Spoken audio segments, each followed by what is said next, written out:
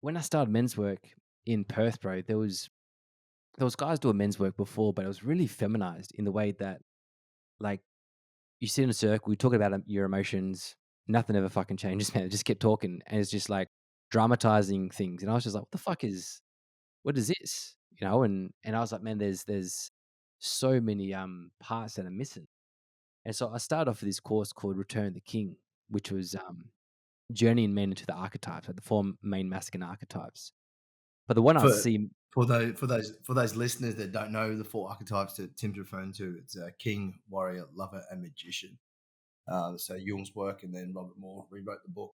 And so, yeah, like, I got them journey through that, and then, like, one of the things I was seeing most, bro, is men were so disconnected to that warrior aspect, to the primal. They were either, overly expressed in it into a way that they couldn't control it, or they were so deeply cut off from it that, like, had, like, somewhat castrated themselves, or had been, emotionally or mentally castrated from whatever.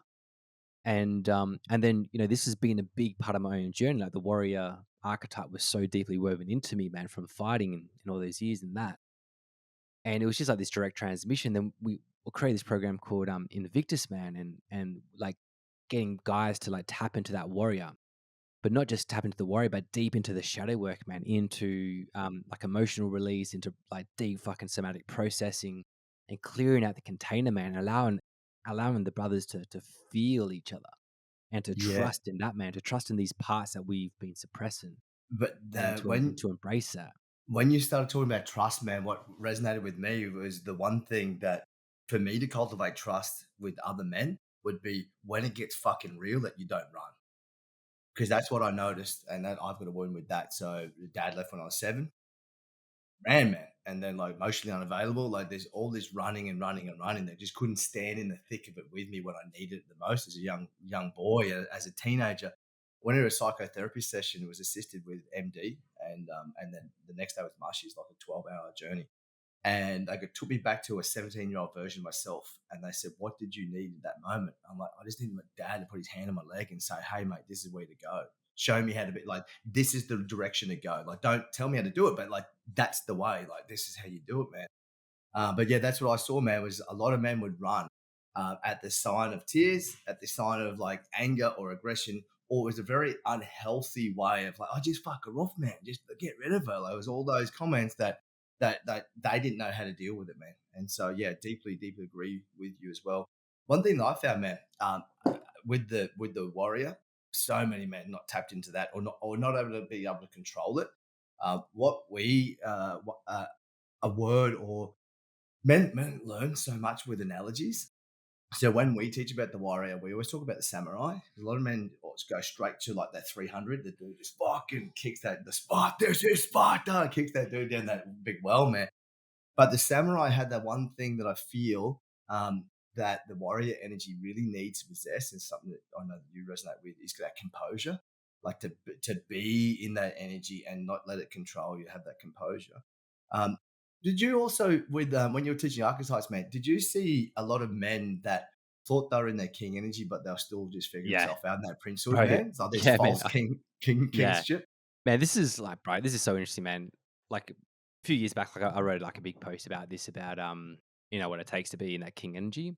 And like I love, like, language. Like, we create reality through language, and I feel like sometimes we misuse words in a way, and we take away what the true meaning is. And I feel like using the word like God, goddesses, kings, queens are the same thing. And like, I've seen a lot of men call each other kings, and I'm like, oh, like, I get the thing, like, you're seeing the greatness in him, but then there's also calling a brother forward and be like, "You're not actually there yet, man." I remember early on, man, I was like, like any good mentor, man, kind of cuts you down a bit and puts you in your place in through love, right? But one of my mentors was just like, "Yeah, you're not actually in that king energy yet." And I still remember just being like, "Man, fuck Fuck you." you. But but when I look back, man, I wasn't, man. I wasn't in that king energy, bro. And when you, like, really, like, study what the archetypes are, man, I was also noticing too that people would add in different attributes to different archetypes that weren't actually the true definitions of them, but to make it sound like something that they were trying to guide somebody to. But yeah, man, I would see that a lot, bro, of like, calling each other kings and things like that. Man, I even like had like a little brotherhood rolling for a while called King's Brotherhood as a way like to get men to their kings. And I was like, man, I got to stop that because that was like, I didn't feel like that was how it's meant to be. But it's that journey, man, of like of moving through the archetypes, man, of transitioning and accepting reality of where you're currently at. And I feel like that blocks so many people when they don't accept the reality of where they're at and they try to like justify it or they try to make it something else or make reasons why they should be something. But for me, man, like if you're in that energy, you're not telling everyone you're a fucking king.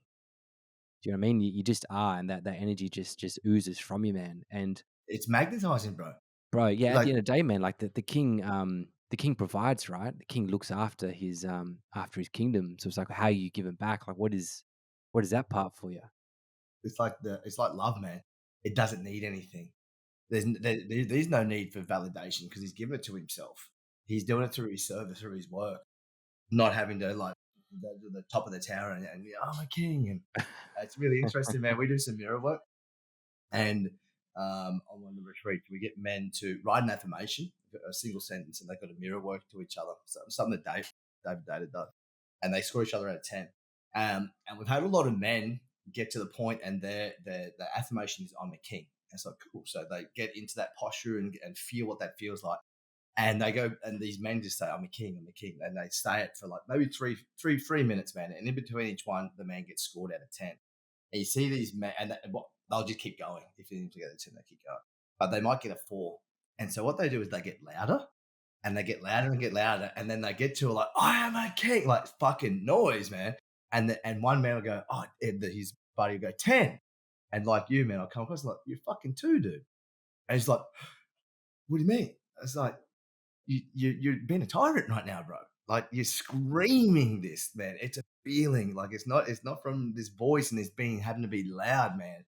There's a feeling behind it. And I think that's exactly what you alluded to, man. About how can we trust each other? Is being able to feel each other. Um, Bro, I went over to India and it was incredible, bro, that 95% of the people over there look you square in the eyes when they talk to you. And it didn't matter their stature, their age, how much money was in the bank. It was just this thing that all these Indian people in this culture, like nearly everyone. And it was really interesting because I feel that I hold good eye contact, but I felt awkward. The very first day, I was just like, whoa, man, I'm really being seen right now. Um, have you noticed that we here, especially in Australia, that we don't do that much? Look each other in the eyes? Nah, fuck no, man. Especially after COVID, bro. I felt like everyone thought you were gonna catch COVID if you looked at someone in the eyes, man.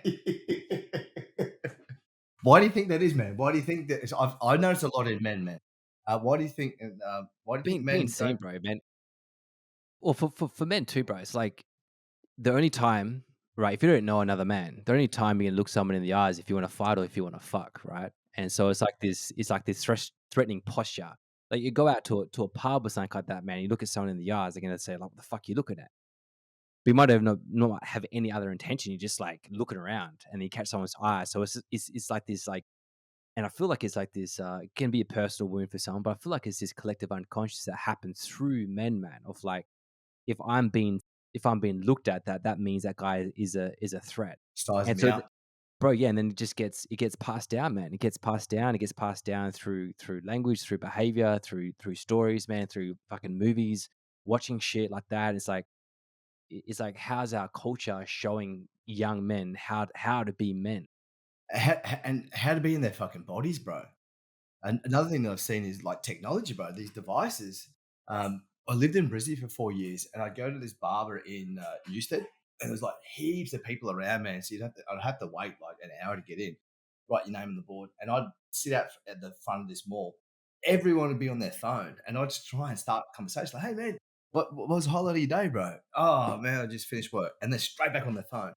And I would sit and people watch, and it was so interesting, man. The looks that I'd get from men, women, children, that I was weird because I wasn't on a phone and I was just people watching, man. Like looking at people and trying to see and feel like I wonder what that person does, and just being in part of the fabric of life. But it is wild, man. It's I, I, crazy. yeah, I think a big part is it being a coping mechanism too, man. Throwing so much stress and just not living a life that they want to be living, and like stuck in that world, man. You only know what you know until you're showing something different. But I feel like, we all have our own pressure points that it takes for us to be like, this, I can't take this anymore. I need to make that shift and change. Yeah, man. We call a lot of edges, finding those edges, man, of uncomfortableness. I remember the first time I went sober, I was living in Brisbane. I was about 28, 29. And I remember all these mates I used to knock around with, like, fuck, man, you're not going to be able to go out. Who are you without alcohol? And I'm like, it was really interesting because I never thought about that and how much of my identity back then was this Blaze, this limelight chasing like dude that needed booze to be that man. And I remember standing and at this, it was at the Story Bridge Hotel, and I didn't know what to do with my fucking hands, bro. Because it was all, oh, you always have this Rising up. bit, yeah, or, yeah. But it was really interesting because what you're saying about feeling, it was the first time that I was in a social environment that I was super present of my whole body and how like because that alcohol or that beer or that thing that was in my hand, it was like a piece of armor. Like it was this thing in front of my heart, man, like you're saying. And then when it wasn't there, it literally I felt so raw, man. It felt like everyone could see how uncomfortable I was because I literally wasn't comfortable in my own skin. And so, Yeah. Yeah. Which is just that being exposed, man, that level of vulnerability, that rawness, and the response we have to that as men, right? It's normally to fight or shut down or run away from it. run from the hills, man, or Yeah. go get another drink. Yeah, exactly. Exactly. So, man, it takes fucking courage to witness that within yourself, man. Yeah. The it was interesting though too, bro.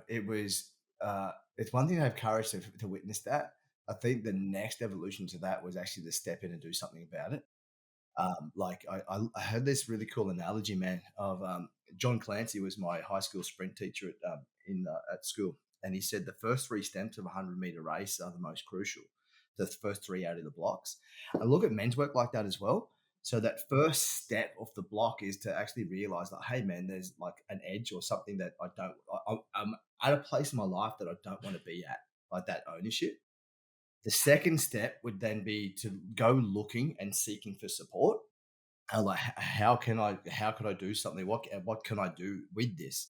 And then the third one, and this is the most important, is actually take that step towards it. So I see a lot of men realize that they've got something wrong with them and they've confided in their partners or their mates or something like that. They go look, and I've had many wives and partners and men reach out to me. It's like, yeah, man, come book a free call with me. That third step, man, when rubber meets the road and them having to actually fully commit to that, I think that last bit, man, is where a lot of men are still spectating in life versus playing in their own life. Do you see that as well, bro? Yeah, yeah, yeah. I see that, man. Yeah, yeah. I definitely see that. It's it's just, we like we have awareness. Awareness is always key, right? Awareness is always first, but awareness without choice is fucking useless, man. And so, um, it's helping men like take that step into it. Um, some men need some extra support. Some others, can lean straight in, man. But it's whenever I set containers, man, I say to everyone like I'm here to hold you to help guide you, but I'm not here to do the work for you. Like my boundary with you guys or my commitment to you is if you show up 100%, I'm showing up 100%. Like I'm be right here with you, but you have to do that part. You have to take that 100% in as well, and we can go to some insanely wild depths and heights if you choose to lean in. And yeah, I think sometimes, man, some men aren't actually ready, and I think we just need to appreciate that too, right? Like some men can really want it, but there's just something that hasn't clicked in for them yet, and that's okay too. And so a big piece for that, man, is like I can see sometimes through like the personal development world where they'll shame people or use language in a way where it shames men or shames people or they're just not ready yet. I'm like, yeah, cool. That they might not be, but just can you love that person where they're at? Rather than Yes. being like, "Why aren't you here?" And I see this is like some of the big shadow work with like within the spiritual community. It's like, "Oh, I'm doing all the work, but like my partner's not," and but they're still feeling superior to their partner, right? So that's the 100%, man. piece that they're missing. But can you love that within them, like no matter where they're at? And if it's a misalignment, then do what you need to do to either like close your relationship